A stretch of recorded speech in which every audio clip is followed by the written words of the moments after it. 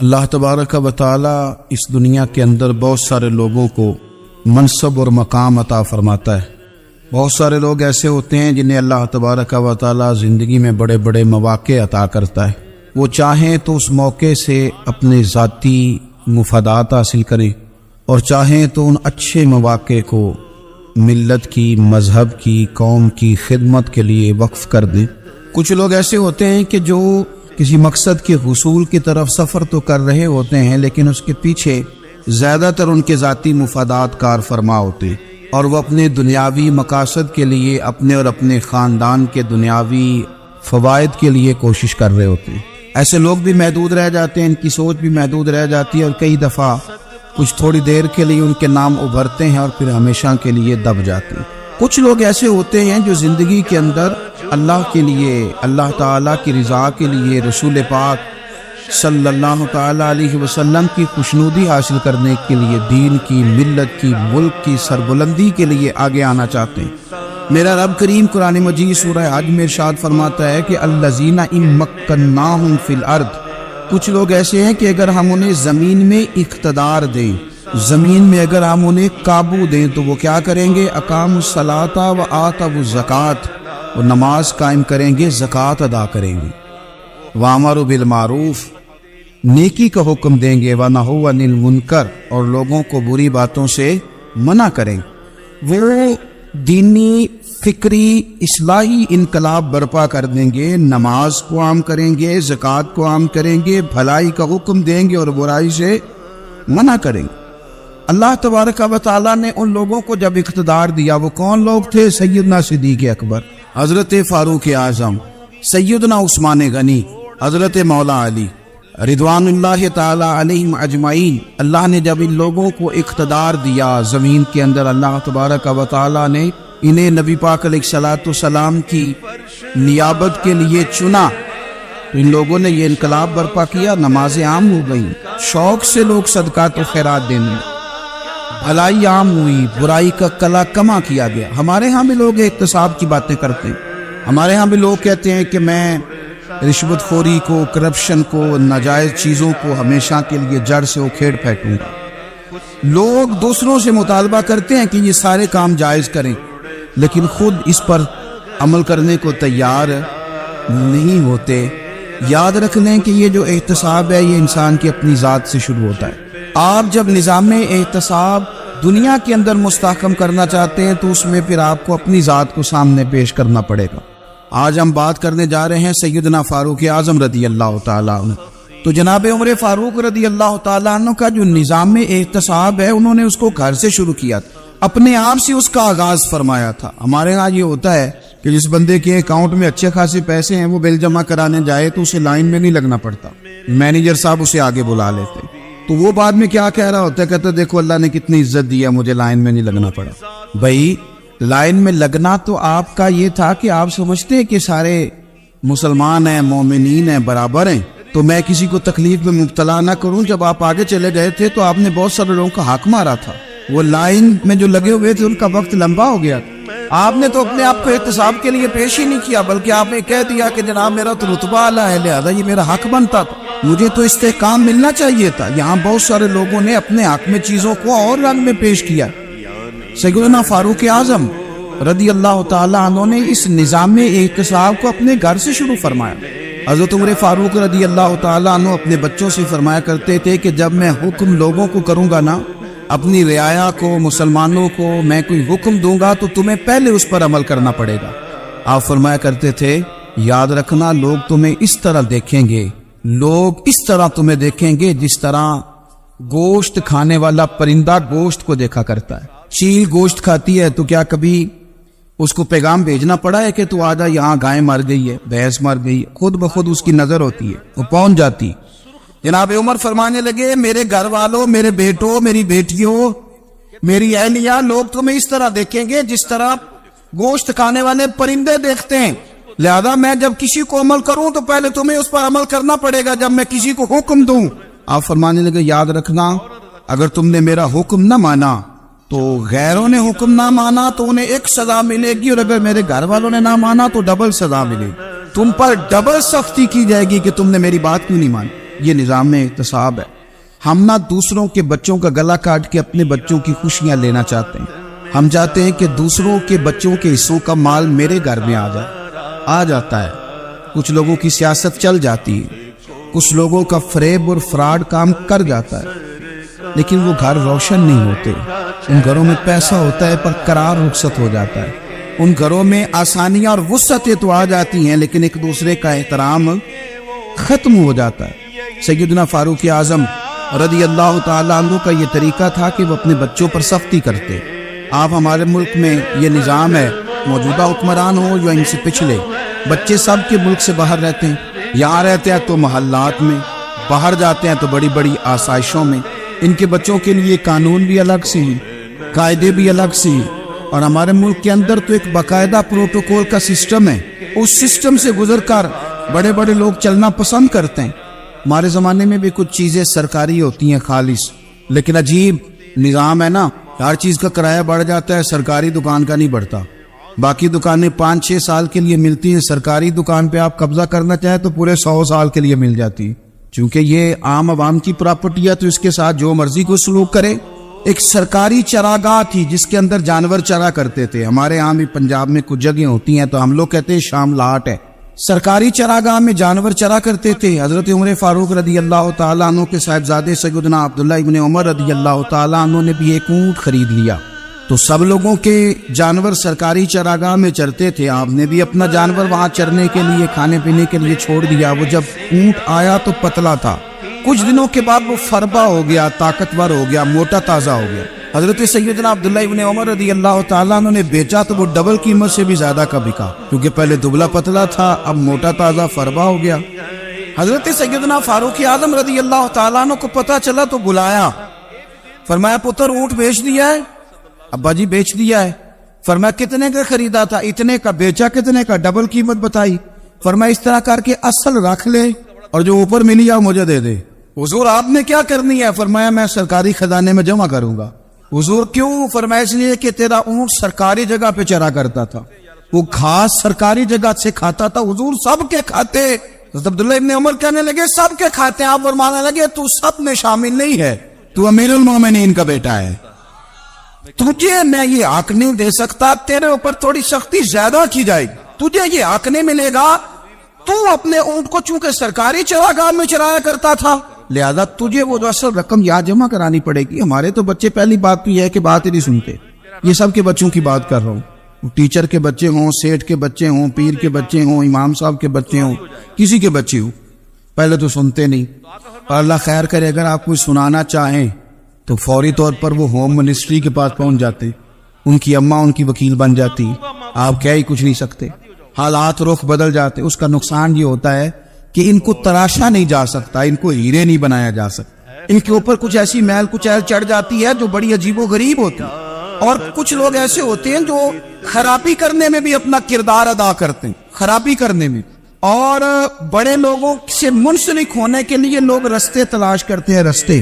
میں چونکہ چیزوں کا مطالعہ کرنے کا بڑا شوقین ہوں، تو میری والدہ داخل تھی کئی سال پہلے ہسپتال میں، تو مجھے اس ہسپتال میں کچھ دن رہنا پڑا، ایک پرائیویٹ ہاسپٹل تھا، تو اس میں انہوں نے جگہ جگہ لکھ کے لگایا تھا ملازمین کو بخشیش نہ دیں، ہم ان کو بڑی اچھی معقول تنخواہ دیتے ہیں، سیلری بڑی عمدہ ہے، تو لوگ بخشیش نہ دیں۔ میں نے جو مینجمنٹ کے لوگ تھے ہاسپٹل کے، ان میں سے ایک سے میں نے کہا کہ اگر کوئی بندہ اپنی خوشی سے دینا چاہے تو آپ نے بڑا موٹا لکھ کے لگایا برائے مہربانی ان کو بخشیش نہ دے۔ اس نے بڑی قیمت، سادہ آدمی تھا پر میری بڑی اس نے مجھے بات بتائی، مجھے نفع ہوا۔ کہنے لگے مولوی صاحب جب کچھ امیر لوگ ہسپتال میں مریض لے کے آتے ہیں تو وہ صفائی والے کو پہلے 500 روپیہ دکھا لیتے ہیں آتے ہی، پھر وہ جیسی آواز دیتے ہیں صفائی والے فٹافٹ اندر آتے ہیں، ان کا کمرہ صاف کرتے ہیں۔ تو سارے تو بیچارے اتنے مالدار نہیں ہوتے کہ آتے ہی پہلے کام والے کو 500 دیں۔ پھر نقصان کیا ہوتا ہے کہ یہ جن کی ذمہ داری ہے بہت ساری ڈیوٹیاں کرنے کی، یہ ڈیوٹی نہیں کرتے، یہ پلٹ کے ان کے طرف دیکھتے ہیں جن کے گھر سے سالن صحیح آتا ہے، ادھر ان کی توجہ زیادہ ہو جاتی ہے، جو نوٹ ان کو زیادہ دکھاتے ہیں، جو پھل لے کے آتے ہیں تو آدھا ان کو دیتے ہیں۔ تو ہم یہ کہتے ہیں یہ کام ہی نہ کرو، یہ اپنی تنخواہ پہ کام کریں تاکہ ہر آنے والے کا درد سمجھیں، ہر ایک کو یکساں یہ سروسز فراہم کریں۔ تو ہم یہ کام کرتے ہیں، ہم ایم پی اے کے اور کسی سے ہمارا تعلق نہ بنے تو ہم جناب اس کے ڈرائیور سے ہی تعلق بنا لیتے ہیں، ہم وہ جو آپریٹ کرنے والا ہوتا ہے ٹیلی فون اسی سے بڑا تعلق بناتے ہیں, اس کو مٹھائی کا ڈبہ جلدی پہنچا دیتے. تو اسی طرح سے بڑے لوگوں کی اولادوں کو بگاڑا جاتا ہے. حضرت عاصم بن عمر رضی اللہ تعالیٰ عنہ, یہ سیدنا فاروق اعظم کے بیٹے تھے, مصر گئے تو لوگوں کو پتا چلا حضرت عمر کے بیٹے آئے. لوگوں نے تحفے دیے, بڑی بڑی چیزیں آپ کو دی. حضرت عمر کا بیٹا آیا, بڑے گفٹ دیے. تو صاحبزادے واپس آئے تو ان کے پاس بڑے تحائف تھے. سیدنا عمر فاروق رضی اللہ تعالیٰ عنہ نے دیکھا تو فرمایا ادھر لانا تحفے. کہا بھائی لوگوں نے مجھے دیے ہیں. فرمایا تو نے کیوں بتایا تھا کہ میں امیر المومنین کا بیٹا ہوں؟ کہا حضور ان کو ویسے ہی پتا چل گیا. فرمانے لگے پتر یہ تحفے تمہیں اس لیے ملے ہیں کہ تم امیر کے بیٹے ہو, یہ تحفے تمہارا حق نہیں, کیونکہ تمہیں اس کرسی کی وجہ سے ملے ہیں اور یہ کرسی مسلمانوں کی ہے, لہذا یہ حق بھی مسلمانوں کا ہی ہے. یہ لا سارے مال غنیمت میں جمع کیے جائیں. آپ اپنے گھر سے جب احتساب شروع کرتے ہیں, اپنے گھر سے, اور یہ یاد رکھیں یہ جو لوگ آتے ہیں آپ کے بچوں کو نوازنے کے لیے, یہ انہیں خراب کرتے ہیں, بگاڑ پیدا کرتے ہیں, یہ عجیب و غریب سی چیزوں میں مبتلا کر دیتے ہیں. بچوں کا نقصان ہوتا ہے کل کلام. پھر جو شاپر اچھا لے کے آئے پیر صاحب کے بچے ذرا اس سے پیار سے ملتے ہیں, نقصان ہو جاتا ہے. یہ دستے نگر ہو جاتے ہیں, یہ لوگوں کی طرف جیتے ہیں, دوسروں پہ ڈیپینڈ کرنے لگتے ہیں. حضرت ابو موسیٰ اشعری رضی اللہ تعالیٰ عنہ نے پہلے تو ایک قلین بڑا سونا تھا, تو آپ نے حضرت عمر کے گھر بھیج دیا کہ چلو ان کے گھر میں ان کی اہلیہ بچھا لیں گی. کہیں سے تحفہ آیا. پھر وہ جس کمرے میں مال غنیمت اور خزانہ رکھا جاتا تھا اس کی صفائی کر رہے تھے تو ایک دینار مل گیا. تو وہ دینار بچے سارے جا رہے تھے تو ان میں سے حضرت عمر کے ایک بیٹے کو چھوٹے کو بلایا اور بلا کے کہا پتر یہ دینار لے لو.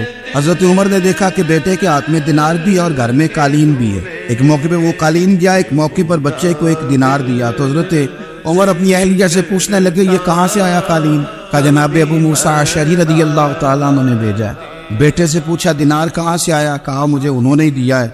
آپ نے وہ دینار بھی لیا اور قالین بھی لیا اور اس کو لپیٹا اور جناب ابو موسیٰ اشعری کو بلایا اور اتنے سخت ناراض تھے.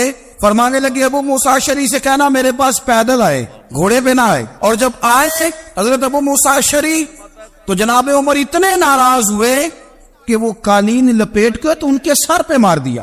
فرمانے لگے پکڑو اپنا دینار, تمہیں پورے مدینے میں میرے بیٹے کے علاوہ کوئی اور نہیں ملے گا جسے تم خراب کر سکو. میرا پتر ہی ملا تھا بگاڑنے کی, کس نے اجازت دی تم میرے بیٹے کو دینار دو؟ کیوں لائے تم میرے گھر میں قالین؟ حضرت عمر فاروق رضی اللہ تعالیٰ عنہ فرمانے لگے میں زمین پہ سونے کا عادی ہوں, زمین چٹیل بھی ہو تو رب کا بندہ بن کے سوتا ہوں تو اللہ مجھے آرام اور سکون کی نیند عطا فرما دیتا ہے. مجھے تمہارے مخملوں کی اور قالینوں کی ضرورت نہیں ہے. احتساب یہاں سے شروع ہوتا ہے بھائی. یاز ہم نہ اپنے گھر میں بیٹھ کے مایوس باتیں کرتے ہیں اور فلانے کے بچے کہاں پہنچ گئے, فلانے کے بعد بڑا پیسہ آ گیا, میں کچے مکان میں رہوں, میں یہ کروں, دیکھو مجھے نہیں سوری. یہ تو آپ مایوسی والی باتیں کر رہے ہیں, یہ تو آپ کمزور باتیں کر رہے ہیں. یہ تو اس طرح کی باتیں تو ہارے ہوئے لوگ کرتے ہیں. اس طرح کا لب و لہجہ تو ان لوگوں کا ہوتا ہے جو احساس کمتری کا شکار ہوتا ہے. یہ آپ نے کس طرح کا لب و لہجہ اور اپنے بچوں کو آپ بھکاری بنا رہے ہیں تاکہ دوسروں کو دیکھ کے تو مایوس ہو جائے. اٹھ باندھ کمر کیوں ڈرتا ہے, پھر دیکھو خدا کیا کرتا ہے. آپ کا جو احساس ہے وہ اتنا خوبصورت ہو, آپ کے لہجے کے اندر اس قدر ٹھہراؤ ہو, آپ کو اطمینان آ چکا ہو, اور آپ کے بچے کبھی بھی کمپیریزن نہ کریں اپنا کسی کے ساتھ, کبھی بھی انہیں کرنے نہ دیں. آپ کبھی وہ کبھی یہ بات نہ کریں کہ فلانے زیادہ اچھا کھاتے پیتے ہیں تو ہم کدھر ہے, کرنے نہ دیں. انہیں بتائیں کہ بیٹا اپنی مٹی پہ چلنے کا سلیقہ سیکھو, سنگ مرمر پہ چلو گے تو پھسل جاؤ گے. ان کو بتائیں کہ جو تمہارے پاس ہے یہ خدا کا عطیہ ہے, اسی پر تم نے قناعت کرنی کبھی بھی. حضرت زید بن حارثہ سے نبی پاک صلی اللہ علیہ وسلم کو بڑا پیار تھا. پھر ان کے بیٹے حضور کے غلام زادے حضرت اسامہ بن زید کے ساتھ بھی حضور بڑا پیار کرتے. لیکن یہ تو مسلمہ حقیقت ہے نا کہ عظمت اور شان تو سیدنا فاروق اعظم کی زیادہ ہے. امت کا اتفاق ہے کہ نبیوں کے بعد سب سے بڑا درجہ جناب صدیق اکبر کا, اور پھر اللہ نے مقام عطا کیا حضرت فاروق اعظم کو. یہ بڑے لوگ تھے. ایک دفعہ مال تقسیم ہو رہا تھا تو حضرت عمر رضی اللہ تعالیٰ عنہ نے نا حضرت اسامہ بن زید کو 4000 دینار دیے اور اپنے بیٹے عبداللہ ابن عمر کو 3000 دینار دیے. تو حضرت عبداللہ ابن عمر گھر جا کے کہنے لگے ابا جی اسامہ میں وہ کون سی خوبی ہے جو میرے اندر نہیں, اور اسامہ کے باپ میں وہ کون سی خوبی ہے جو آپ کے اندر نہیں. تو حضرت عمر کی عاجزی دیکھیے. حالانکہ بال اتفاق دنیا جانتی ہے کہ جناب عمر فاروق رضی اللہ تعالیٰ عنہ افضل ہیں، پھر بھی پتہ اپنے بیٹے سے کیا کہتے ہیں؟ فرماتے ہیں وہ سن یار، وہ خدمت گزار ہیں نبی پاک کے، وہ بھی حضور کے گھر میں ڈیوٹی کرتے، نوکری کرتے، اور ان کے بیٹے بھی حضور کی نوکری کرتے، یہ خدمت گزار ہیں۔ فرمانے لگے اگر تو نے پوچھ لیا تو سن، پھر میری تو رائے یہ ہے کہ تیرے سے زیادہ اسامہ بن زید حضور کی نظر میں پیارے، اور اسامہ کا باپ تیرے باپ سے زیادہ نبی پاک کا پیارا ہے۔ کوئی کمپیریزن کرنے نہیں دیا، بچوں کو کسی ایسی جگہ کھڑے ہونے نہیں دیا۔ فرمایا یہ وجہ ہے، یہ انداز ہے کہ تو زیادہ پیارا ہے۔ حضرت عمر فاروق رضی اللہ تعالیٰ عنہ پسند نہیں کرتے تھے، ذرا برابر بھی پسند نہیں کرتے تھے کہ کوئی شخص اور مال آتا تو اپنے رشتہ داروں کو نوازنے سے بچتے۔ مال غنیمت آتا ہے نا، ہمارے ہاں تو اللہ خیر کرے جب کوئی بندہ کونسلر بنتا ہے، چیئرمین بنتا ہے، تو ٹھیکہ کس کو دیتا ہے؟ کوئی چلو بھتیجا مل جائے، کوئی بانجا مل جائے، کوئی چھوٹا بھائی، اسے بھی کام مل جاتا ہے ساتھ۔ نوازنے پہ لوگ آتے ہیں تو وہ تلاش کرتے ہیں کہ کہاں کو میرا ہے، وہ ٹینڈر ہی ان کے نام کے پاس ہوتے ہیں جن کی طرف ذرا نظر کرم زیادہ ہوتی۔ حضرت عمر فاروق مال تقسیم کر رہے تھے تو بیٹی آگے کہنے لگی ابا جی رشتہ داروں کا بھی حق ہوتا ہے، آپ سب کو دیتے ہیں، آپ کے اپنے آپ کے قریب ہی نہیں آتے۔ تو حضرت عمر فاروق نے کیا لفظ کہے، کیا حقیقت ہے، کیا حسن ہے۔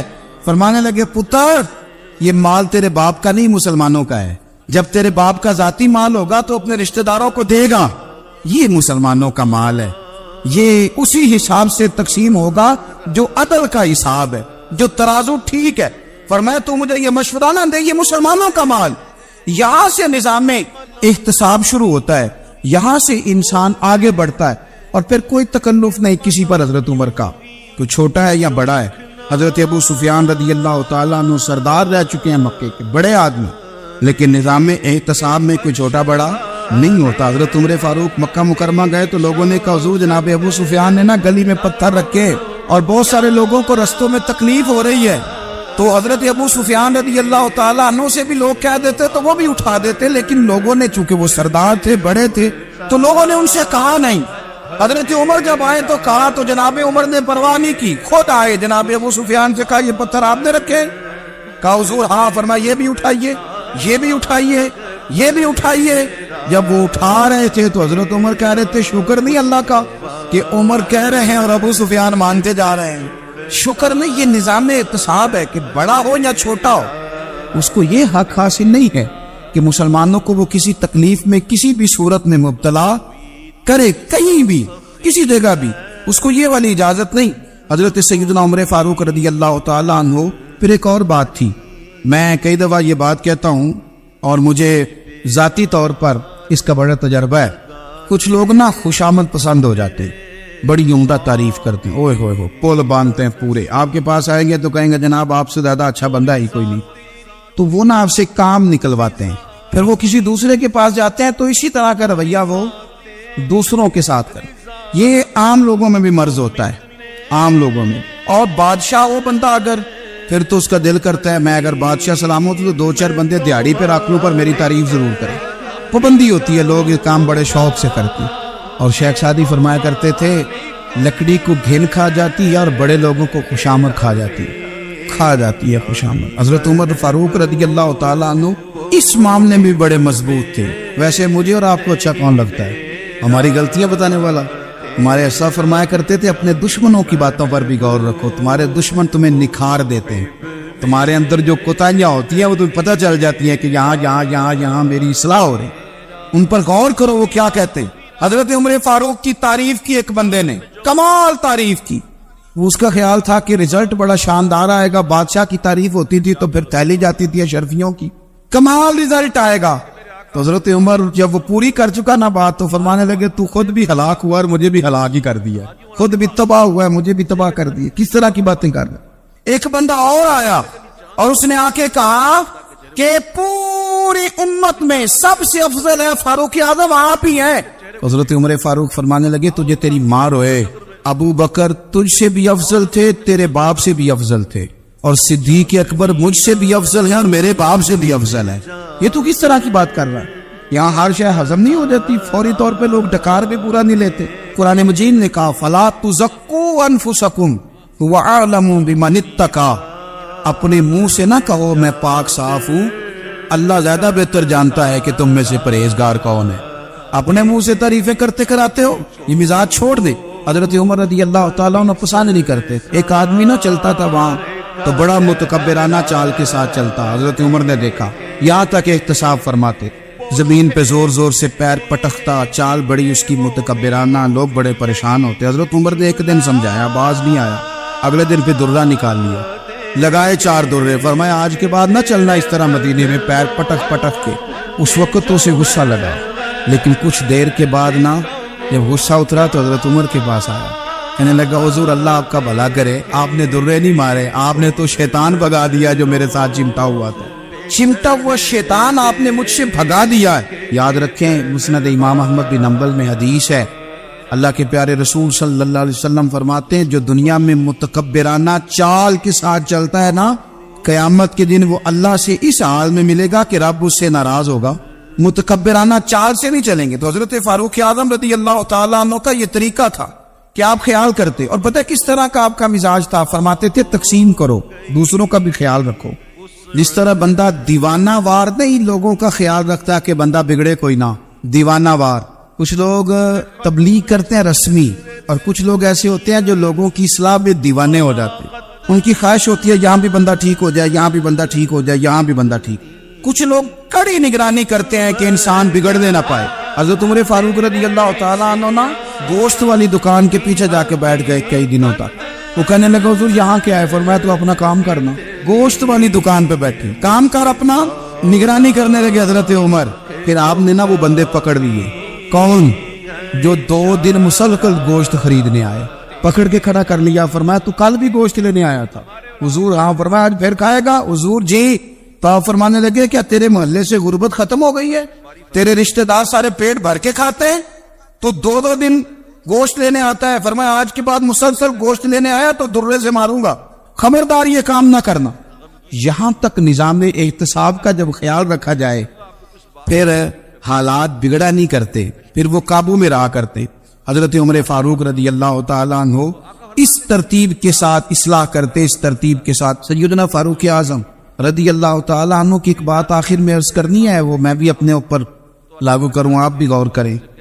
حضرت عمر فاروق رضی اللہ تعالیٰ عنہ نے نا خط لکھا حضرت ابو موسیٰ اشعری کو۔ آپ فرمانے لگے یاد رکھنا جو گورنر، جو امیر اپنے رب کریم کی فرما برداری کرتا رہتا ہے نا، اس کی رعایا بھی اس کی فرما برداری کرتی ہے۔ اور جو لوگ اپنے رب کریم کی فرما برداری چھوڑ دیتے ہیں، پھر جنہوں نے ان کی فرما برداری کرنی ہوتی ہے وہ ان کی فرما برداری چھوڑ دیتے۔ آپ نے سپہ سالاروں کو خط لکھے تھے، فوج کے جو جرنیل تھے، کمانڈو تھے، ان کو خط لکھے تھے، فرمایا جو سپاہی نماز نہیں پڑھتا اسے فوج سے نکال دو، اور ساتھ لکھا تھا یاد رکھو جو رب کا وفادار نہیں وہ ہمارا کیسے ہو سکتا ہے، نکال دو ان لوگوں کو، فوج سے الگ کر دو۔ ہم آج جو بے پناہ پریشان ہیں، ہمارے بچے بات نہیں مانتے، شاگرد بات نہیں مانتے، ہم شکوے کرتے ہیں، بیعت بھی بڑھ گئی۔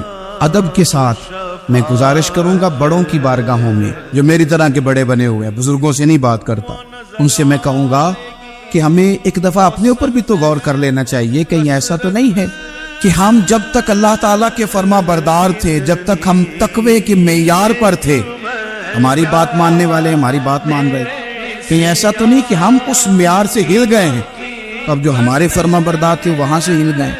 حضرت عمر رضی اللہ تعالیٰ عنہ فرمایا کرتے تھے کہ لوگوں کو عجب میں مبتلا نہیں ہونا چاہیے، خود پسندی کا جو ماحول ہوتا ہے اس سے لوگوں کو ہمیشہ نکلنا چاہیے۔ حضرت عمر کے ایک صاحبزادے نے کنگھی کر لی، اچھا لباس پہن لیا تو درہ مارا جناب عمر نے، تو آپ کی بیٹی کہنے لگی ابا جی یہ تو بالکل جائز ہے، اچھے کپڑے پہننا، اچھا لباس پہننا اور سر میں کنگھی کر لینا، اس پر درہ کیوں مار دیا؟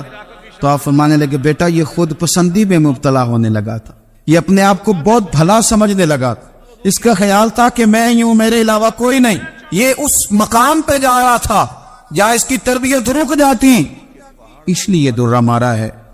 ایک دفعہ حکومتی معاملات کے اندر آپ کی اہلیہ نے مشورہ دینا چاہا، بڑے کام بیویاں نہیں کرتی، بڑے بڑے معاملات میں مداخلت نہیں کرتی۔ ہمارے بر صغیر میں وہ بادشاہ نہیں گزرا کہ جو فیصلہ کرتا تھا تو کرسی پہ بیٹھ جاتا تھا اور پردے کے پیچھے اس کی بیوی بیٹھ جاتی تھی، اور جب وہ فیصلہ سنانے لگتا تو یوں گردن پیچھے کرتا اور اہلیہ جو کہتی وہ فیصلہ سنا دیتا۔ لیکن ایک دفعہ خاتون نے ایک آدمی کو حضرت عمر نے معزول کیا تو آپ کی اہلیہ نے اس آدمی کی اہلیہ حضرت عمر کی اہلیہ سے ملی ہوگی، تو خاتون نے ذرا سفارش کرنی چاہیے، تو جناب عمر فاروق رضی اللہ تعالیٰ عنہ کے ہاتھ میں عصا تھا، ڈنڈا تھا، 2-3 دفعہ زمین پہ مارا، فرمایا تمہیں کس نے اجازت دی ہے حکومتی معاملات میں مشورہ دینے کی؟ یہ مشورہ مولا علی دیں گے یا عثمان غنی دیں گے؟ آپ کو کس نے اجازت دی؟ وہ حکومتی معاملات، وہ مسلمانوں کا اجتماعی معاملہ وہ مسلمان دیکھیں، آپ کو اس میں آنے کی اجازت نہیں ہے، جو آپ کی ذمہ داریاں ہیں، آپ کے حقوق ہیں، ان پر آپ بات کریں۔ تو بھائی نظام میں احتساب اپنی ذات سے شروع کریں۔ ہماری اولادیں، ہمارے بچے، وہ باہر سے انہوں نے زیادہ اثر نہیں لیا، ہم نے انہیں بتایا کہ ہم بڑے غریب ہیں، ہم بڑے مجبور ہیں، ہم تو بڑے کمزور ہیں، ہماری تو سنتا کوئی نہیں، یہ تو امیروں کا ملک ہے، اس میں تو فلانے کو اہمیت حاصل ہے۔ ان باتوں نے ہمارے بچوں کو کمزور کیا ہے، ان باتوں نے ہمارے بچوں کے دلوں میں احساس کمزوری پیدا کیا۔ آپ ان کو جینا سکھائیں، آپ ان لوگوں کو بتلائیں کہ رب کریم نے جو تمہارے لیے بہتر سمجھا وہ تمہیں اپنے فضل سے بڑا عطا فرمایا ہے۔ آپ ان کو ان کے مقام پر رہ کر خوددار اور قناعت پسند ہونا سکھائیں، آپ یقین کریں گھر امن والا بن جائے گا۔ بچے اگر بھنا ہوا گوشت کھا رہے ہوں اور پھر بھی لاڑی رہے ہوں کہ مسالہ میری مرضی کا نہیں، سٹائل میری مرضی کا نہیں، ٹیسٹ میری مرضی کا نہیں، یہ والا گوشت میں نے نہیں کھانا، یہ اس طرح کر کے بھنا ہوتا تو پھر میں نے کھانا تھا، وہ زیادہ خوفناک صورتحال ہو جاتی ہے۔ لیکن اگر ابا جی، اماں جی، گھر والے کھیتوں میں کام کر رہے ہیں اور بچے اچار کے ساتھ روٹی لے کے جائیں اور بننے پہ بیٹھ کے، پھٹے پہ بیٹھ کے وہ پھر کھانا شروع کریں، اور جب وہ اچار آئے اور وہ ایک دوسرے کو کہیں کہ آج تو 2 کلے ہو گئے میرے کام کے، اس دفعہ تو دیکھنا ہماری فصل کتنی شاندار ہوگی، ایک دوسرے کو دیکھ دیکھ کے وہ ہنسی اور مسکرائے اور ان کی باتوں میں لذت ہو، اور پھر وہ کہیں کہ آم بڑے اچھے مل گئے تھے، دیکھو اچار کتنا سونا آ گیا ہے، دیکھو یہ کس قدر زیادہ اچھا ٹیسٹ ہے، تیل بھی بڑا اچھا ہے، گل بھی بڑے وقت پہ گیا ہے۔ آپ یقین کریں یوں لگتا ہے کہ کائنات کی سب سے بہترین روٹی یہ لوگ کھا رہے ہیں۔ یہ سوچ حضرت عمر نے ہمیں دی ہے۔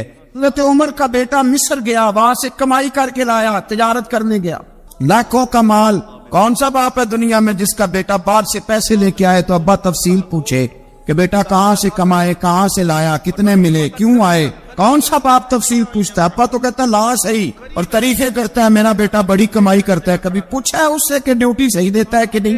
کبھی پوچھا ہے کہ تو ایمانداری کی روزی لاتا ہے کہ حرام کی کماتا ہے؟ یہ باپ کی ذمہ داری ہے، یہ اماں کی ذمہ داری ہے۔ پھر کہتا ہے بیماری کیسے آ گئی، پریشانی کیسے آ گئی؟ تو نے کبھی سوال کیا اپنی اولاد سے؟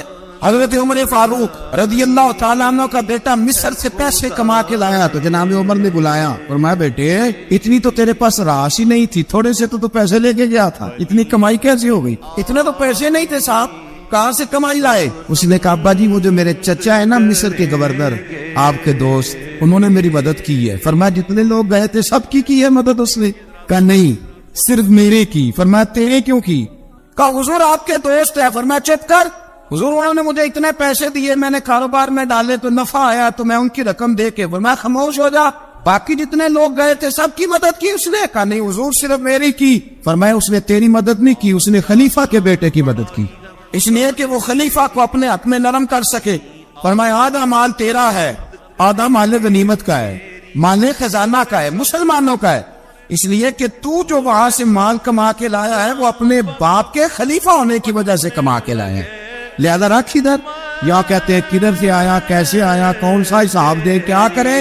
او بھائی حضرت عمر رضی اللہ تعالیٰ عنہ کا اپنی اولاد کے بارے میں یہ رنگ ہے۔ ایک جنگ سے نا خوشبو آئی، خوشبو بڑی مہنگی ہوتی تھی، عرب میں خوشبو آج بھی بڑی مہنگی، وہ زیادہ استعمال کرتے۔ میری باتوں کی سمجھ آ رہی ہے میرے بھائی؟ بڑی مہنگی خوشبو تھی۔ جب وہ خوشبو آئی تو حضرت عمر نے کہا، گھر میں پہلے پہنچی حضرت عمر کے، چونکہ زیادہ عورتیں استعمال کرتی تھی گھر کے اندر خوشبو، مرد بھی لگاتے۔ حضرت عمر نے اپنی بیوی سے کہا، آپ کی زوجہ تو تھی وہ بڑی خوشبو کو پسند کرتی۔ حضرت عمر نے اپنی زوجہ سے کہا کہ خوشبو لاؤ، میں نے ایک عورت کی ڈیوٹی لگائی ہے، وہ خوشبو تول کے نا تو بھائیسا برابر صحابہ میں بانٹ دے گی۔ تو آپ کی زوجہ کہنے لگی کسی بی بی کی ڈیوٹی لگانے کی کیا ضرورت تھی، میں جو موجود تھی بانٹ دیتی ہوں تول کے بھائیسا برابر۔ آپ نے فرمایا نہیں تو رہنے دے، فلانے بی بی بانٹے گی۔ حضور میں نے بھی بانٹنی ہے، میرے پہ کچھ حق ہے؟ آپ نے فرمایا نہیں تو تفصیل نہ پوچھ، تو خوشبو دے دے، کوئی اور بانٹے گی۔ خاتون خانہ تھی نا، کہنے لگی نہیں مجھے بھی آج آپ کو بتانا ہی پڑے گا کہ کوئی جو بانٹ سکتی ہے تو میں کیوں نہیں بانٹ سکتی؟ زوجہ کہتی عمر نے بات کی تو میری چیخیں نکل گئیں. حضرت عمر فرمانے لگے جب تو خوشبو بانٹے گی نا تیرے ہاتھوں کو بھی لگے گی, تیرے دوپٹوں کو بھی لگ جائے گی. اگر رب کریم نے مجھ سے سوال پوچھا کہ عمر خوشبو تو مسلمانوں کی تھی, تیری بیوی کے دوپٹے کو کیوں لگ گئی, تو میں اللہ کے حضور کیا جواب دوں گا؟ اگر اللہ نے یہ سوال کیا کہ تیری بیوی نے کیوں لگائی, وہ تو حصہ تھا مسلمانوں کا, تو تو نے تیری بیوی نے کیوں لگائی؟ تو فرمایا میں نہیں چاہتا کہ اللہ کے حضور مجھے اور تجھے باز پرس ہو, لہذا کسی اور کو بانٹنے دے. زوجہ روئی اور تڑپ کے کہنے لگی عمر مجھے لگتا ہے صبح قیامت بھی تیری بیوی ہونے کی وجہ سے اللہ مجھے جنت عطا فرما دے گا, تیری زوجہ ہونے کی برکت سے. بھائی یہ معیار رکھا, خدا کی قسم ایسا شخص تاریخ میں دوبارہ نہیں آیا. اتنا بڑا آدمی, اتنا بڑا شخص, اتنا بڑا آدمی, اور پھر رنگ یہ ہے کہ عمر 22 لاکھ مربع میل کا حکمران, اور کھجور کے درخت کے نیچے مٹی کا ڈیلا لے کے سو گئے ہیں, پرواہ کوئی نہیں, کوئی مسئلہ ہی نہیں. 2 غلام ساتھ بیٹھے, ایک روٹی حضرت عمر نے گھر سے منگوائی, تھوڑا سا سرکہ, تو غلام کہنے لگے ہم نے بھی کھانی ہے. فرمایا کوئی حرج نہیں, روٹی کو پیٹ بھر کے کھانا ضروری تو نہیں, 3 حصوں میں بانٹ لیتے. ایک آدمی آیا ہوا تھا مصر کا رہنے والا ملنے کے لیے, اس نے پوچھا عمر کدھر ہے, تو کہا وہ ادھر جاؤ مسجد میں بیٹھے ہوں گے. اور واپس آیا تو کہنے لگا وہاں تو 3 غلام بیٹھے, ایک روٹی بانٹ بانٹ کے کھا رہے ہیں, لگتا ہے کئی دنوں سے روٹی نہیں ملی. کہا 3 غلام تو کوئی نہیں, وہاں 2 ہی تھے, تیسرے تو امیر المومنین تھے. اس نے کہا نہیں 3 غلام ہیں, کپڑے بھی ایک طرح کے پہنے ہوئے, بلکہ 2 کے تو پھر صحیح ہے, تیسرے کے تو زیادہ ماڑے ہیں. کپڑے بھی ایک طرح کے, کھانا پینا بھی ایک طرح کا, اور ان کا نشست برخاست بھی ایک طرح کی ہے, لہذا کوئی فرق نہیں. حضرت ابو ہریرہ کہتے ہیں میں لے کے آیا, اور جناب عمر کو جب میں نے کچی زمین میں تامت سمیٹ بیٹھے دیکھا تو میں رو پڑا. میں نے اس مصر سے آنے والے کو کہا تو اس کے جلوے دیکھ, اگر اس کی ذات میں اتنا حسن ہے تو محمد عربو کا مقام کیا ہوگا. مقام غور. 10 محرم کو لوگ دیگے پکائیں گے نا, ہم بھی پکائیں گے انشاءاللہ, یہاں بھی پروگرام ہوگا. تو 10 محرم کو جو دیگ پک دیا تو ایسا نہیں ہو سکتا کہ 1 محرم کو حضرت عمر کے نام کی بھی کوئی پک جائے. اگر امام حسن حسین کے نام کی دیگیں پکے تو جو امام حسن حسین کے سے پیار کرنے والے, جو امام حسن حسین سے, ہم لوگوں نے بھی عجیب رٹا اپنایا ہے نا, ہم لوگ بات کا ایک پہلو دیکھتے ہیں دوسرا نہیں دیکھتے. حضرت امام حسن اور حسین کو بھی نبی پاک نے شہید کہا, اور جناب عمر کو بھی رسول اللہ نے خود شہید فرمایا. فرمایا شہید ہے, خود فرمایا اپنی زبان سے کہ یہ شہید ہے, خود میرا عمر شہید ہے.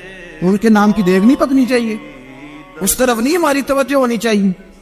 اور اہل بیت نبوی, یہ بات میں پہلے بھی کرتا ہوں, آج پھر کرنا ضروری سمجھتا ہوں. اہل بیت کا پیار سن لو کان کھول کے, اہل بیت کا پیار اگر ہمیں کسی نے سکھایا ہے تو سیدنا عمر فاروق نے سکھایا ہے. اہل بیت نبوت کی محبت اگر کسی نے سکھائی ہے تو کس نے سکھائی ہے؟ بول کے بتائیے, حضرت عمر نے. اہل بیت کا پیار ہمیں حضرت عمر نے بول کر کے سکھایا ہے. بھائی یاد رکھے, کسی کی طاقت نہیں تھی دم مارنے کی حضرت عمر کے سامنے, طاقت ہی نہیں. کیسر و کسرا کانپ جاتے, جرأت ہی نہیں کرتے تھے حضرت. اور ہمارے تو تعلقات بڑے ہیں نا غیروں سے. حضرت ابو موسیٰ اشعری رضی اللہ تعالیٰ عنہ فرماتے ہیں میرا منشی عیسائی تھا, وہ کاتب کہتے تھے وہ لوگ, میرا حساب کتاب عیسائی تھا. تو فرماتے ایک دن میں نے وہ سارا حساب کتاب لین دین کے حضرت عمر کو دکھائے تو فرمانے لگے جس نے لکھے ہیں اس کو بلاؤ. کہنے لگے وہ ضرور مسجد نہیں آ سکتا. کیوں نہیں آ سکتا؟ کہنے لگے وہ عیسائی ہے. کہتے ہیں حضرت عمر جلال میں آ گئے.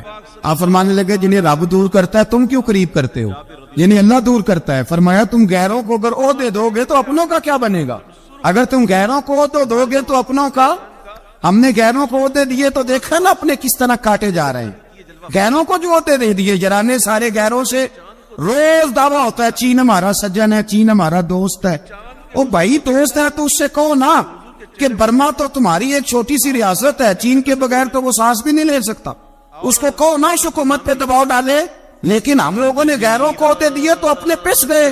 حضرت عمر کہتے تھے ذمہ کا ہم ادب کریں گے, ذمہ کافر کا ہم, ایسا کافر جو مسلمان ریاست کو قبول کرے, بدامنی نہ پھیلائے.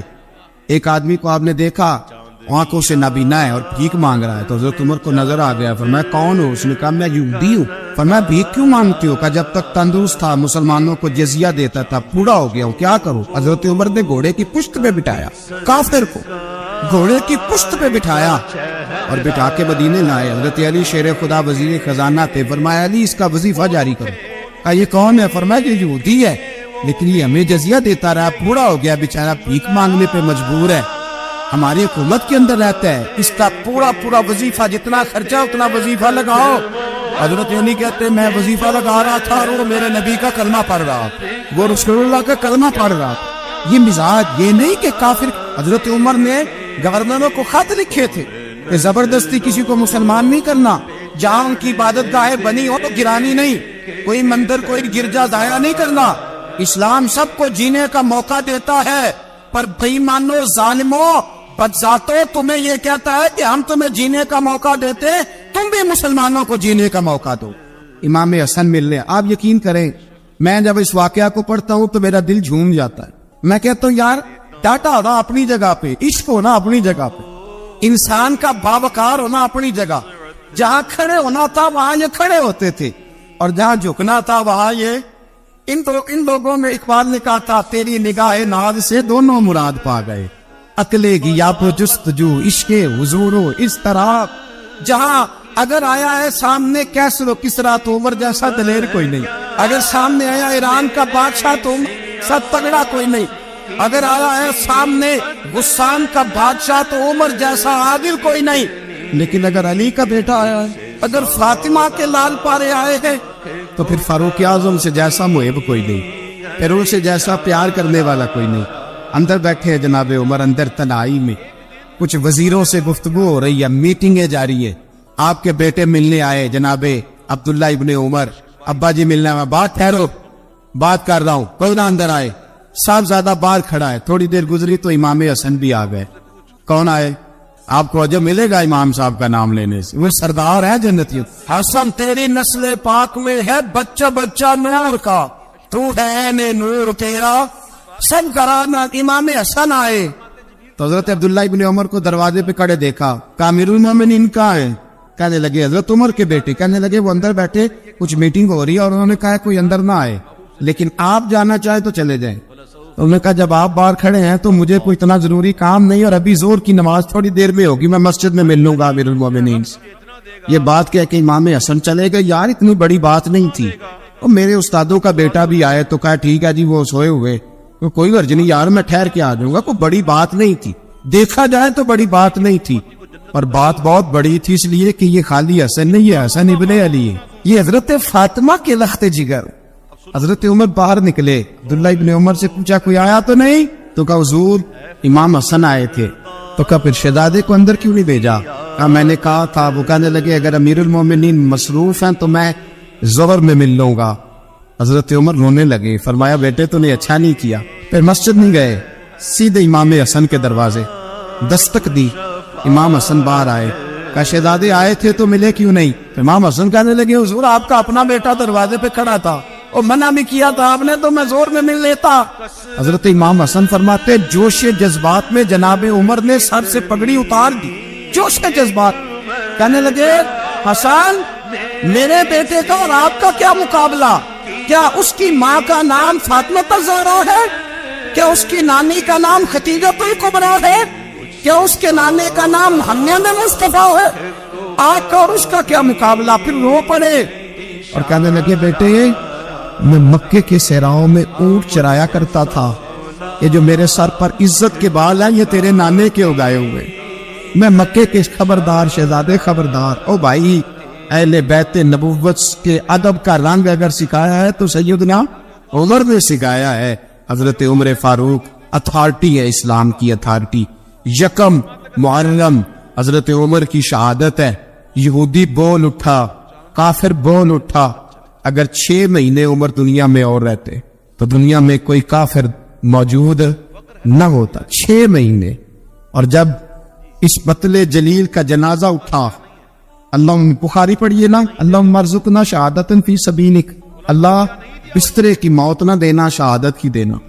عمر شہید ہوئے, مسجد نبوی میں نماز پڑھاتے, اور جب جنازہ اٹھا تو مدینے کا پھر پیچھے جو دلیر بچے وہ مولا علی تھے.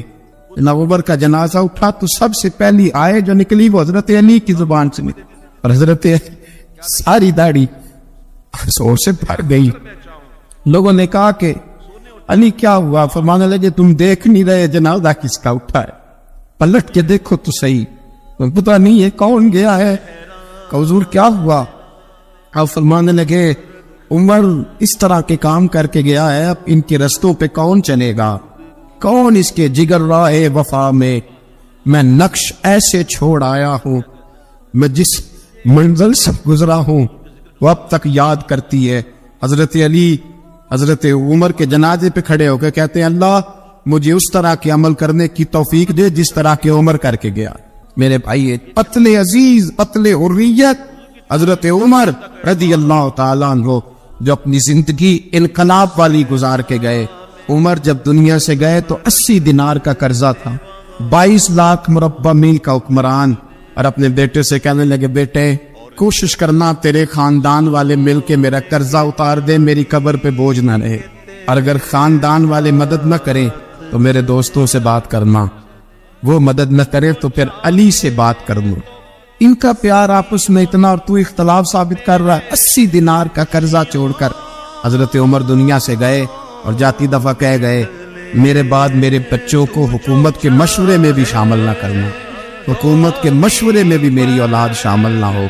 इतना बड़ा शख्स इतना बड़ा रंग दे के यकम मुहर्रम को जब उम्र फारूक का विसाल हुआ तो बेटे से कहने लगी अम्मा आयशा से जाके कहो मेरा भी नबी पाक के रोजे में दफन होने को दिल करता है। एक कब्र की जगह है अम्मा जी ने अपने लिए रखी है, बुखारी या बुखारी। हजरत आयशा के पास साहबजादे गए, कहने लगे अम्मा जी उमर को जख्म लग गया है, हालत बड़ी परेशानी वाली है। वो कहते हैं अगर अम्मा इजाजत दे। सैयद आयशा रो पड़ी, फरमाने लगी को अपनी कब्र की जगह तो नहीं ना किसी को देता, पर उमर ने कमाल ही बड़ा किया। उसे कहो जाओ गुंबद खजरा में कयामत तक जो मुस्तफा पे और अबू बकर पे सलाम पड़ेगा वो तुझ पे भी सलाम पढ़ के जाए। जाओ मैंने जगह दी। हजरत उमर फारूक रज़ी अल्लाह ताला अन्हु मदीने की गली से गुजर रहे, अमीरुल मोमिनीन है, मदीने की गली से गुजर रहे।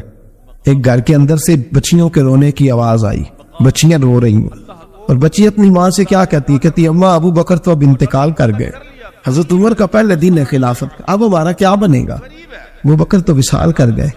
हजरत उमर फारूक रज़ी अल्लाह ताला अन्हु ने रोने की आवाज सुनी, दरवाजे पर दस्तक दी, कहा बेटो क्या बात है? तो बच्चियां कहने लगी उमर हमारे अब्बा जी हमारी 10-15 बकरियां हैं, तो हमारे वालिद साहब उनका दूध धो के बेचा करते थे, गुजारा हो जाता था। जिस दिन अब्बा जी फौत हुए तो उस दिन से लेकर अबू बकर सिद्दीक रोज असर के बाद आया करते, हमारी बकरियों का दूध धो के देते थे, कुछ हम पीती थी कुछ बेच लेती थी, गुजारा चलता था। जिस दिन अबू बकर सिद्दीक खलीफा बने तो हमने जाके कहा अबू बकर अब कौन दूध धोएगा? तो सैयदना सिद्दीक अकबर रज़ी अल्लाह ताला अन्हु ने फरमाया बेटे पहले तो मैं मर्जी से खिदमत करता था, अब तो मुस्तफा की उम्मत की नौकरी मेरी ड्यूटी बन गई है, तो मैं आऊंगा। बच्चियां रो रही हैं, हजरत उमर को बताती है, कहती हैं अब अबू बकर चले गए हैं तो हम परेशान हैं, यतीम है, लवारस हैं, भाई कोई नहीं, कौन आएगा, कौन देखभाल करेगा? हजरत उमर फारूक घुटनों के बल जमीन पे बैठ गए, उन छोटी छोटी बच्चियों को सीने से लगाया, फरमाने लगे मैं अबू बकर का क्या करूं, मेरे लिए रास्ते बड़े मुश्किल कर गया है, मैं उसके किस बादशाह वक्त होके वो गरीबों के घरों में आके उनकी बकरियों का दूध भी धोता था, अमीरुल मोमिनीन होके ये रंग भी था। और मैं बेटियों फिक्र न करना, जब तक उमर जिंदा रहेगा उमर आता रहेगा, ये नौकरी करता रहेगा। कुछ दिन बीते तो हजरत उमर फारूक को याद आया वो मदीने में एक बूढ़ी अम्मा भी रहती है जिसका कोई घर का काम करने वाला नहीं और जिस बीबी का कोई बाल बच्चा नहीं और आंखों से भी वो नाबीनी है। हजरत अबू बकर सिद्दीक रात के सन्नाटे में जाया करते थे, उसके घर में झाड़ू देते थे। ये बादशाह है, इसकी फकीरी का रंग देखो, उसको कुएं से पानी भर के ला के देते थे। और ये लफ्ज आप सुनेंगे तो हैरान हो जाएंगे। उस बूढ़ी अम्मा के लिए ना एक कोने में घर में दूर बार से में एक जगह खोद दी थी जहां वो बीबी पखाना और पेशाब करती थी। अमीरुल मोमिनीन हजरत अबू बकर सिद्दीक रात को जाते थे और उसका वो पखाना वहां से उठा के बाहर फेंक के आया करते थे। उस औरत ने पैगाम भेजा कि उमर से कहो मेरी भी ड्यूटियां तूने ही सर अंजाम देनी है। उमर फारूक सारी रात काम करते, सन्नाटा गहरा होता, झाड़ू दबाया बगल में और उमर फारूक निकले हुए, उस बीबी के घर में झाड़ू दिया जा रहा है। हजरत अनस बिन मालिक फरमाते میں نے آخری عمر میں بھی اس بوڑھے عمر کو دیکھا ہے، اس بڑھاپے میں بھی میں نے اس شخص کو دیکھا ہے کہ جب وجود کمزور ہو گیا، داڑھی سفید ہو گئی، پھر بھی اس کا انداز نہیں بدلا۔ اس نے ساری زندگی بادشاہی میں فقیری کر کے گزار دی، یہ پھر بھی کسی کے گھر میں جھاڑو دیتا ہے، کسی کی بکریوں کا دودھ دھوتا ہے، یہ کسی غریب میرے دوست یہ۔ اور جب سیدنا فاروق اعظم رضی اللہ تعالیٰ عنہ خطبہ دینے بیٹھتے تو کپڑے پھٹے ہیں، پیبند لگے ہیں، مزاج سادہ ہے، بڑا مال آیا ہے، بڑا مال، لیکن تقسیم کر دیا۔ اور یہی انداز آگے اپنے گورنروں کو دیا۔ حضرت سعید بن عامر رضی اللہ تعالیٰ عنہ آپ کے گورنر ہیں، حمص کے گورنر ہیں۔ جب لسٹ آئی نا غریبوں کی، حضرت عمر نے کہا کہ حمص کے جتنے غریب لوگ ہیں ان کی لسٹ بنا کے بھیجو، ان کو چندہ لگانا ہے۔ 17ویں 18ویں نمبر پر حضرت سعید بن عامر کا نام بھی آ گیا، گورنر صاحب کا۔ تو حضرت عمر نے سوچا شاید کوئی اور سعید بن عامر ہے، فرمانے لگے یہ کون ہے؟ جس کی ڈیوٹی لگائی تھی اس سے کہنے لگے یہ سعید کون ہے؟ تو کہا حضرت جی ہمارے صوبے کا گورنر۔ تو فرمایا اس کی لسٹ فقیروں میں؟ فرمانے لگے پتہ نہیں آپ نے کیا رنگ بھر کے بھیجا ہے، مہینہ مہینہ یہ شخص درختوں کے پتے کھا کے گزارا کر دیتا۔ کہ یہ میں فرشتوں کی کہانیاں نہیں سنا رہا آپ کو، میں آپ کو جنات کی جہار میں بالا کی باتیں نہیں، اس دھرتی پہ بسنے والے، اس دھرتی پہ وقت گزارنے والے میرے رسول پاک کے تیار کردہ ہیرو کی باتیں عرض کر رہا ہوں۔ حضرت عمر گئے ایک دفعہ، کہا مجھے بتاؤ تمہارا گورنر کیسا ہے؟ تو حمص کے لوگ کہنے لگے ہمیں اپنے گورنر سے 4 شکایتیں۔ کون کون سی؟ تو پہلی بات تو یہ ہے کہ گورنر صاحب کو چاہیے فجر کے وقت آئے، یہ سورج نکل آتا ہے تو باہر آتے ہیں گھر سے، آپ کہہ کے تو دیکھیں کسی معمولی سرکاری ملازم سے بھی، پھر آپ دیکھیے آپ کا کیا بنتا ہے۔ کہا یہ سورج نکلتے وقت آتے ہیں۔ دوسری شکایت یہ ہے کہ دن کو ملتے ہیں رات کو نہیں ملتے۔ تیسری شکایت یہ ہے کہ مہینے میں ایک دن ملتے ہی نہیں گورنر صاحب۔ چوتھی شکایت ہے کہ روتے ہیں، کبھی کبھی اتنا روتے ہیں کہ بے ہوش ہو جاتے ہیں۔ حضرت فاروق اعظم نے کھڑا کر لیا، فرمایا سعید تیری شکایات آئینہ کا حضور حکم۔ فرمایا سنا ہے، پہلے تو فجر کے وقت آ جاتا تھا لوگوں کے مسائل سننے، اب تو سورج نکلتے وقت آتا ہے۔ کہا حضور بیوی بیمار ہو گئی ہے اور گھر میں نوکر تو ہے کوئی نہیں، تو میں سویرے اٹھتا ہوں تو پہلے ناشتہ بناتا ہوں، بچوں کو کھلاتا ہوں۔ اس عورت نے 35 سال میرے ساتھ وفا کی ہے، اب چارپائی پہ ہے تو میں اس کے منہ میں لقمے ڈالتا ہوں۔ کہا اسے کھانا کھلا کے جب وہ دعا دیتی ہے تو پھر نکلتا ہوں۔ تو کہا سنا ہے تو ہفتے میں ایک دن ملتا ہی نہیں، مہینے میں۔ کہنے لگی حضرت جی جب مدینے سے آیا تھا تو ایک کرتا اور ایک تامت ساتھ لایا تھا، مجھے آج 2.5 سال ہو گئے ہیں، میں نیا لباس نہیں خرید پایا۔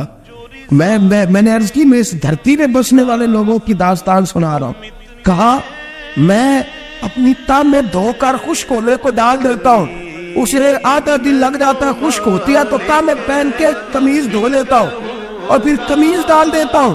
حضرت جی سارا دن بیت جاتا ہے تو باہر نہیں آ پاتا۔ حضرت عمر فاروق کی گردن جھک گئی، کہا سنا ہے تو رات کو ملتا ہی نہیں، یہ لفظ کہے تو حضرت سعید بن عامر کہنے لگے یہ میرا راز تھا، آپ میرے امیر نہ ہوتے تو کبھی فحش نہ کرتا، دن میں نے بندوں کے لیے رکھا ہے، رات اپنے رب کے لیے رکھی ہوئی ہے۔ میں رات کی تنہائیوں میں اپنے کریم کی بارگاہ میں جاتا ہوں اور میں سارے دن کے گناہوں کی معافی مانگتا ہوں، میں اپنی غلطیوں کی تلافی کا سوال کرتا ہوں، اس کے حضور جاتا ہوں، اسے دکھڑے سناتا ہوں، رات میری اس کے لیے بیت جاتی ہے۔ حضرت عمر کی اور گردن جھک گئی، فرمایا یہ بتا کہ تو ملتا ہی نہیں، کہ کبھی کبھی تو روتا ہے اور بے ہوش ہو جاتا ہے۔ حضرت جی 40 سال کی عمر میں کلمہ پڑھا ہے، جب 40 سال کے پچھلے گناہ یاد آتے ہیں تو کب پھر میں ضبط نہیں کر پاتا، وہ خطائیں، وہ پاپ، وہ جرم، وہ خطائیں جب سوچتا ہوں کہ رب کھڑا کر کے پوچھے گا بتا یہ جرم کیوں کیا، تو وہ احساس مجھے پریشان کر دیتا ہے۔ حضرت جی میں پھر برداشت نہیں کر پاتا، پھر میں تڑپ اٹھتا ہوں، میری یہ کوتاہیاں ہیں، بتائیے کیا کہتے ہیں۔ حضرت فاروق اعظم نے گردن اٹھائی تو آنکھوں میں آنسو تھے، کہنے لگے یا اللہ مجھے اس جیسے کچھ اور گورنر بھی عطا فرما، یا اللہ اس جیسے کچھ اور گورنر بھی۔ عزیزو اپنا حال کیا ہے، ملک شام جب فتح ہوا تو حضرت سعد بن ابی وقاص رضی اللہ تعالیٰ عنہ کہتے ہیں کہ کچھ لوگ مجھے کہنے لگے کہ ہم آپ سے معاملات طے نہیں کریں گے، ہم جزیہ دیں گے، ٹیکس دیں گے، اسلامی حکومت کے زیر اثر آئیں گے، لیکن آپ سے معاملات طے نہیں کریں گے، اپنے امیر کو بلائیے۔ تو حضرت سیدنا سعد بن ابی وقاص کہتے ہیں میں نے خط لکھا، فرماتے خط لکھا، حضرت عمر کو. میں نے کہا جناب آئیے. جواب میں حضرت عمر نے خط میں جواب لکھا کہ فلاں دن فلاں تاریخ فلاں وقت میں ملک کے شام پہنچ جاؤں گا. حضرت سیدنا عمر چلے گھر سے. ایک غلام، ایک گھوڑا، ایک نیزا. حضرت فاروق اعظم نے کچھ کھجوریں، خشک کھجوریں، کچھ سرکہ بال کے رکھ لیا رستے میں کھانے کو. یہ بادشاہی میں فقیری ہو رہی. لاکھوں مربع میل کا حکمران ہے، کروڑوں لاکھوں روپے پاس پڑے ہوئے ہو. وہ ساری چیزیں رکھ لی اور سیدنا عمر فاروق رضی اللہ تعالیٰ عنہ چلنے لگے. اب غلام سے کہنے لگے بھئی میرا گھوڑا ذرا ماڑا ہے، کمزور ہے، طے کر لیں. اتنے میل تو گھوڑے پہ بیٹھے گا، میں پیدل چلوں گا. پھر اتنے میل میں گھوڑے پہ بیٹھوں گا، تو پیدل چلے گا. ملک شام پہنچنے کا وقت آ گیا. جب وقت آیا تو پیدل چلنے کی سواری حضرت عمر کی تھی، ان کی باری تھی پیدل چلنے کی، اور سواری پر سوار ہونے کی باری غلام کی تھی. تو یہ لوگ رشتے کرتے ہیں نا تو کرائے کی کار لے کے چلے جاتے ہیں. بعد میں وہ پوچھتے ہیں کہ تجھے تے کار تے آئے سو. ہم اپنے آپ کو بنانے کے لیے جھوٹی انا بھی خریدنی پڑے تو خریدنے سے ہم پرہیز. ہم جو بتاتے ہیں وہ ہم ہوتے نہیں، اور جو ہوتے ہیں وہ ہم بتاتے ہیں. حضرت سیدنا عمر فاروق رضی اللہ تعالیٰ عنہ سواری پہ غلام ہے، خود پیدل ہے. اور حال کیا ہے؟ بارش ہوئی تھی تو کچھ پانی کھڑا تھا چھوٹے چھوٹے جوہڑوں میں، چھوٹے چھوٹے تالاب بنے ہوئے تھے، پانی کھڑا تھا. تو حضرت عمر فاروق رضی اللہ تعالیٰ چمڑے کے جوتے پہنے، وہ جوتے دونوں اتار کے تو بغل میں دبا لیے. حضرت سعد بن ابی وقاص فرماتے ہیں اسی بغل میں نیزہ رکھ لیا اور تامت تھوڑا اونچا کر لیا کہ پانی سے چلنا ہے، اور غلام کو گھوڑے پہ بٹھایا ہے اور گھوڑے کی لگام پکڑی ہے تو یوں پیچھے رکھی ہوئی ہے. اور حضرت سیدنا فاروق اعظم رضی اللہ تعالیٰ عنہ آ رہے ہیں. غلام کہنے لگا حضور لوگ دیکھ رہے ہیں، مہربانی کرے بیٹھ جائے. فرمانے لگے نہیں باری تیری ہے، تو ہی بیٹھے گا. اس نے کہا حضور نہیں وہ تو ٹھیک ہے، کوئی باری فرض تو نہیں نہ ہو گئی، آپ مہربانی کریں آپ آ جائیں، ذرا لوگ آ رہے ہیں. فرمایا تمہیں کہا تھا. غلام کہتا میں نے تیسری دفعہ کہا تو حضرت عمر نے جلال سے دیکھا، اور جناب عمر کا جلال تو زمین کانپنے لگ جاتی تھی. کہتے ہیں کہا حضور آپ آ جائیں، تو کہتے تجھے کہا ہے نا چپ کر کے بیٹھا رہے. کہتے ہیں میں گھوڑے پہ ہی کانپنے لگا. غلام اب حضرت سعد بن ابی وقاص کہتے ہیں سورج غروب ہو رہا تھا، شعائیں پانی میں پڑ رہی تھی. حضرت عمر پانی سے میں نے غور سے دیکھا تو دوڑا گیا.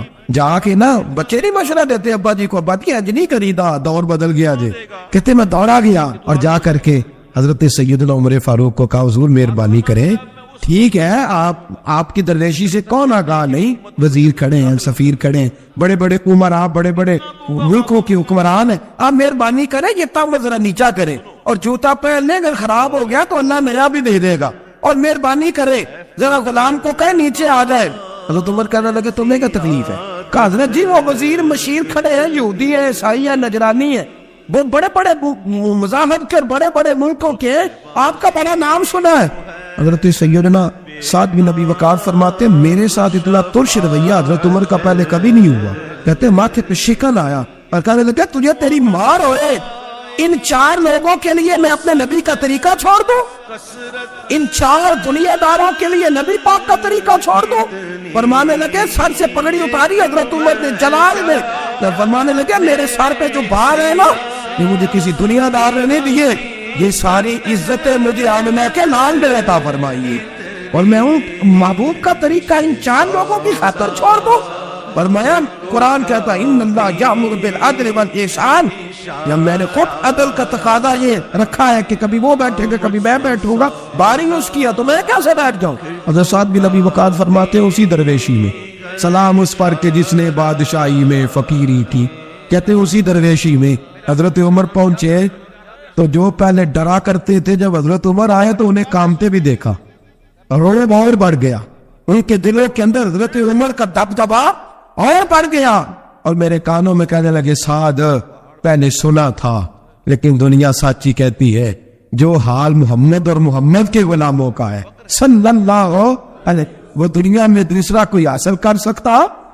آج ہمارے پروٹوکول، ہمارے دبدبے، ہماری انا پرستیاں، ہمارے دعوے، ہمارے طریقے، میرے عزیزوں لوگ ہمیں آ کے مثال دیتے ہیں، کہتے ہیں یورپ کی فلاں گلی میں یہ ہوتا ہے. میں نے کہا وہ گرد راہ کو نہیں پہنچ سکتے، یہ ساری چیزوں تو میرے مصطفیٰ کے غلاموں سے حاصل کی ہیں لوگ، ہم نے چھوڑ دی، غیروں نے اپنا لی. خدا را اپنی زندگی میں تبدیلی لائیں. درویشی، سادگی، بے تکلفی، یہ زندگی حسین ہوتی ہے، یہ زندگی سکون والی ہوتی ہے، یہ زندگی اچھی ہوتی ہے، یہ فرحت اور تازگی والی ہوتی ہے. اپنے آپ کو ان تکلیفوں اور آلائشوں میں مبتلا نہ کرے.